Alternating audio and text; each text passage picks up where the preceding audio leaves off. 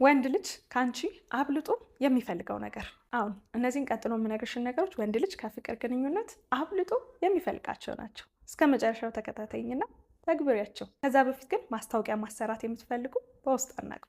የመጀመሪያው ነገር ወንድ ልጅ አብልጦ የሚፈልገው በፍቅር ግንኙነትም በትዳርም ክሬዲት እንድትሰጪው ነው። ላደረገው ነገር ይህንን በማድረግ እንዴት ደስ እንዳለኝ እያልሽ ያደረገውን ነገር እያነሳሽ ክሬዲት እንድትሰጪው፣ እንድታሞግሹ፣ እሱ ባደረገው ነገር ደስ እንዳለሽ እንድትነግሪው ይፈልጋል። ይሄ በጣም ወሳኝ ነገር ነው። ሞክሪው። ሁለተኛ ሰላም እንድትሰጪው።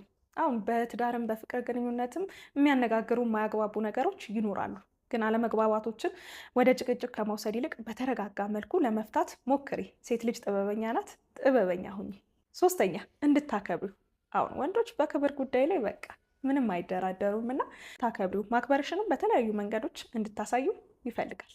በመጨረሻ ታማኝ እንድትሆኝለት። ወንዶች እስኪ ምን ትላላችሁ? ትስማማላችሁ? ሴቶችስ ሀሳባችሁን ጻፉልኝ። አመሰግናለሁ። ቻው